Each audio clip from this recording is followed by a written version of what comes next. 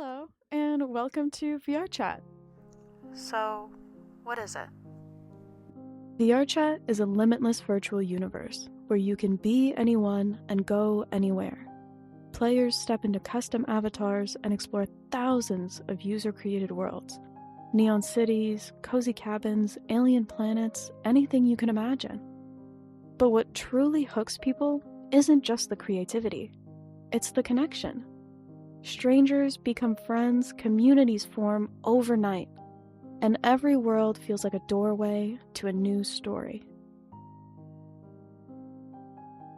In VRChat, curiosity is rewarded, identity is fluid, and the line between reality and imagination starts to blur. This makes it one of the most magnetic social spaces on the internet. But if that's really all there is, why am I doing all of this? Maybe because the real truth, the truth of VRChat, lies much, much deeper down.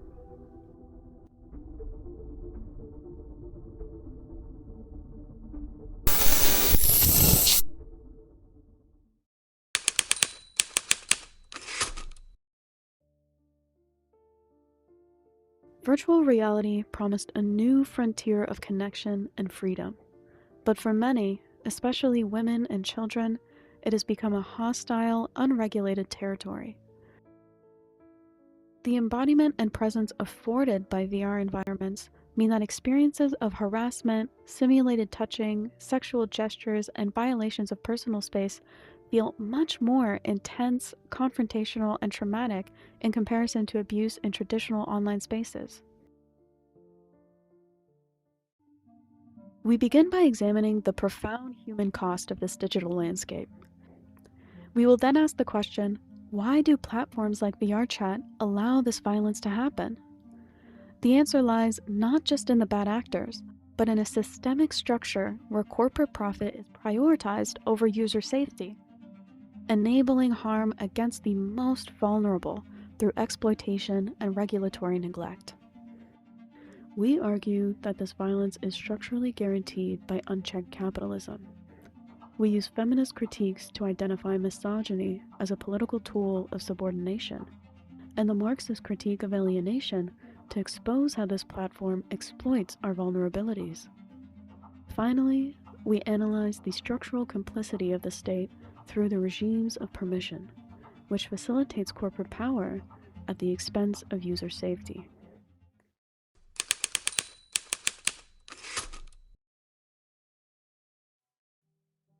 VRChat promises boundless freedom and connection, but for many users, especially women and vulnerable populations, this freedom has curdled into risk and harassment. This platform operates with little moderation, enabling a culture often described by users as the Wild West. The reviews demonstrate that sexual misconduct has been an ongoing, persistent issue since VRChat was first launched in 2017. The case of Nina Jane Patel, a female avatar who was virtually gang raped on a similar platform, shocked the world. The attackers mockingly told her, "Don't pretend you don't love it." Despite the platform having safety features, the trauma made her freeze, unable to activate the protective safe zone because everything just happened so fast. The psychological impact of these virtual violations strikingly resembles sexual assault. Research into non-consensual pornography, otherwise known as revenge porn, reveals how survivors can experience real mental health consequences, such as PTSD, anxiety, and depression effects, also commonly experienced by rape survivors.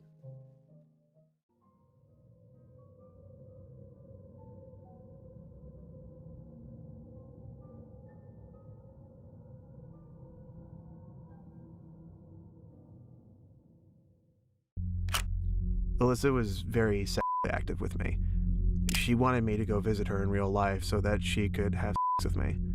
She would also ask for ERP and jerk videos, and every time I used to say no, she used to get angry, which felt like each time I was being backed into a corner. Yeah, I mean, I guess at some point, mine and Alyssa's relationship did become sexual. She would constantly try to flirt with me and offer to ERP, even after being told my age several times. I was very close to Alyssa, to the point where she thought we were in a relationship. Since I was 15 at the time, I found comfort in knowing an older person could feel those feelings towards me. I felt like I always had something to do when I was with her, whether it just be chatting on call or playing video games. I ended up developing a codependency with Alyssa.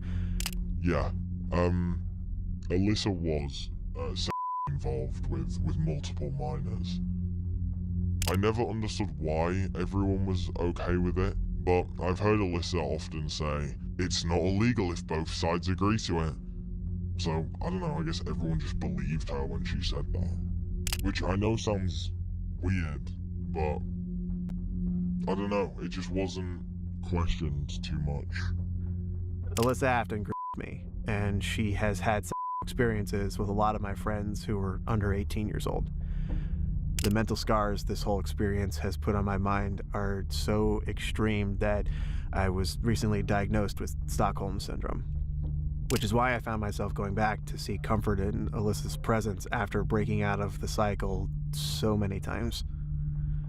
It was so normalized for Alyssa to have relationships with minors in the bubble that we lived in. It got to the point where she would have a ceremony marrying some of the underage guild members in front of everyone.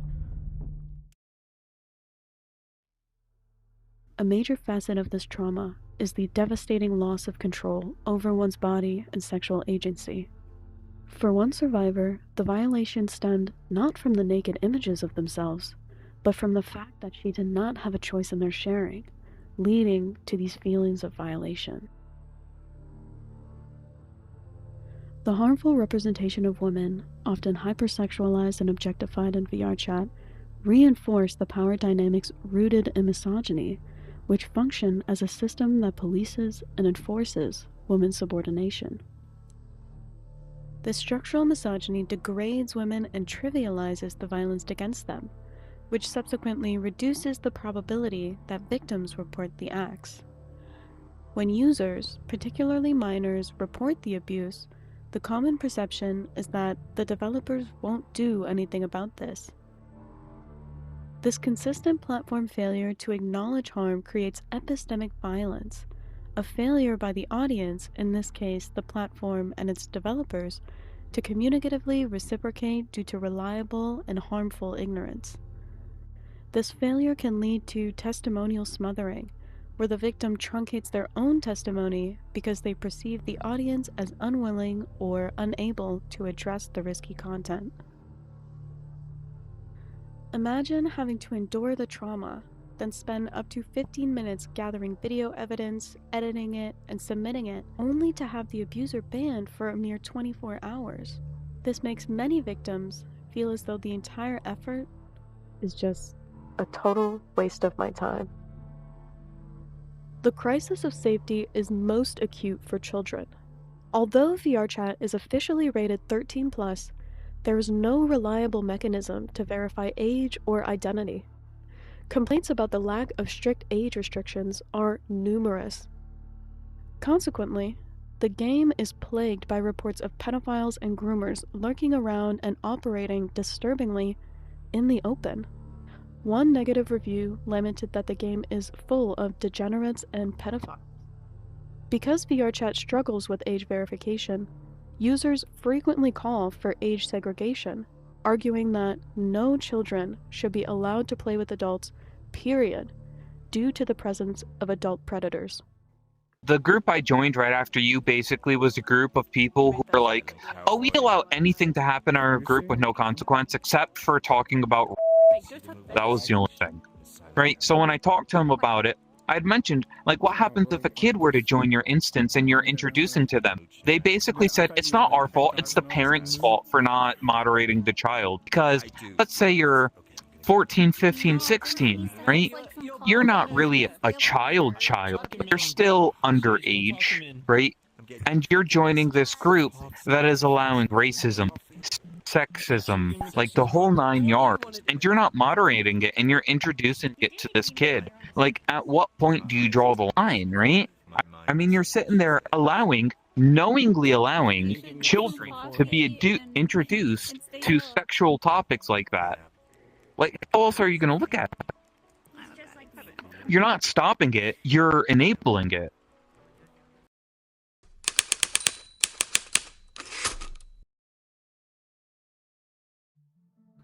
Why does this exploitation and harassment persist, even after years of complaints?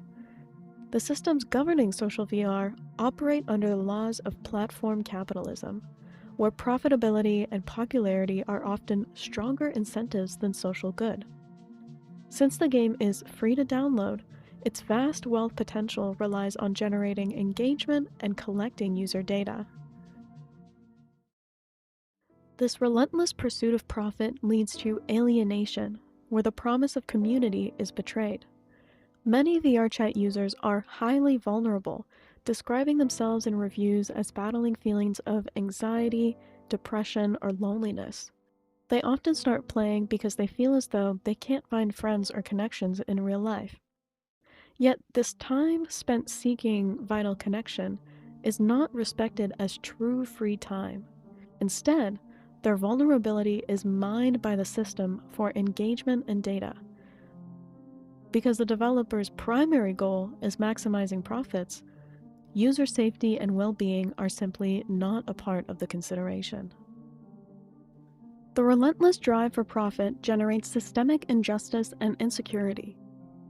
Using the Marxist critique, we see that capitalism aims to erase the distinction between work time and free time. For VR users, their leisure time, time spent away from work, is colonized by the workplace and its demands. People who seek community in VR to cope with depression or social anxiety are often forced to adjust their lives around the platform's need to maximize engagement, even if it comes at the cost of their own well-being. I've also been bartending. It's only this two that's really working at the moment. So I'm about to put in my 2 weeks notice for my job. I am putting in my 2 weeks notice. I quit. This focus on maximizing financial gain, often directed towards investors, directly results in neglect of user safety. VRChat developers have historically concentrated on monetization strategies such as paid subscription services like VRChat Plus, or implementing unpopular anti-cheat systems like EAC, Easy Anti-Cheat. The community widely criticized EAC implementation in 2022 because it disabled existing mods that users relied on for anti-crashing and accessibility for disabled users. VRChat management chose a corporate tool that pleased investors over the physical safety and accessibility needs of its most dedicated users. The expansion of digital giants like VRChat is driven by investment largely intended to expand their rentier apparatus. This means their systems for collecting rent are often through control rather than necessarily promoting social utility. The underlying nature of platforms as rentiers highlights that while they influence value accumulation by reducing cost for their businesses, they are ultimately geared towards capital accumulation as expressed in monetary form. This focus reinforces the priority given to profit-driven expansion over comprehensive user well-being.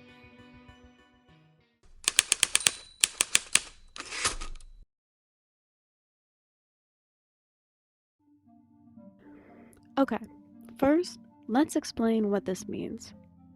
The structural mechanisms allowing corporate profit to trump safety is the regimes of permission.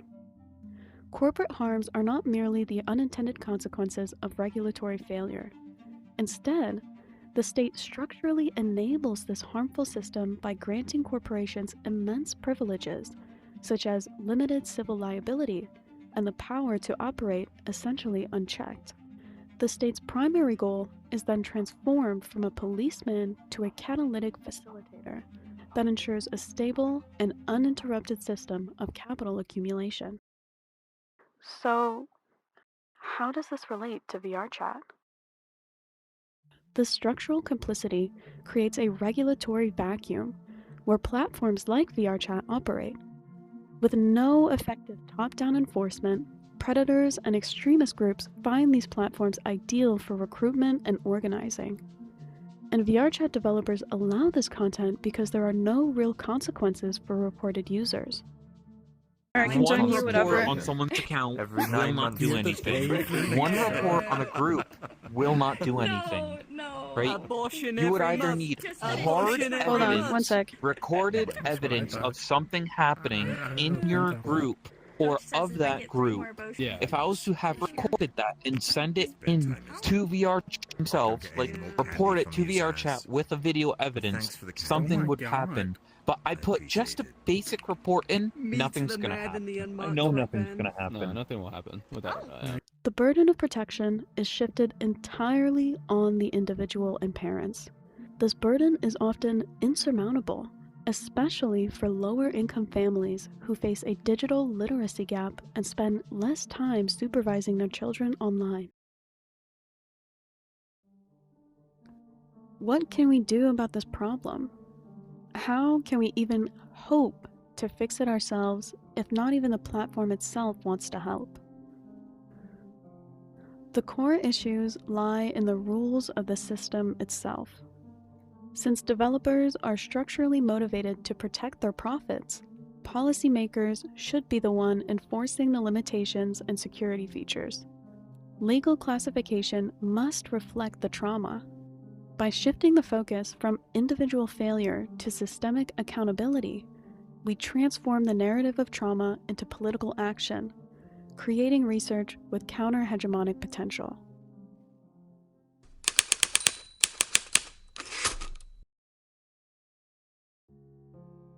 The tragedy of VRChat is its profound contradiction. It has been described as a life-changing experience for users seeking connection to cope with social anxiety, depression, or loneliness. Yet, the freedom and autonomy users seek is fundamentally exploited by the system itself. This pursuit of profit, maximizing engagement, and accumulating data generates systemic injustice and insecurity. The system, using the logic of platform capitalism, colonizes users' time and vulnerabilities, creating a state of alienation where the safety and interests of the users are not a part of the consideration. The people who need a safe haven the most are precisely those subjected to abuse. VRChat remains suspended between promise and harm. A world capable of healing, yet shaped by systems that so often fail the people who rely on it the most. There are no easy answers, no quick fixes, and no guarantees that the platform will become what its most vulnerable users need. But the hope lies in the communities that keep fighting for better. In the friendships formed, the voices that refuse to silence, and the belief that virtual spaces can still become safer, kinder, and more human than the systems that govern them.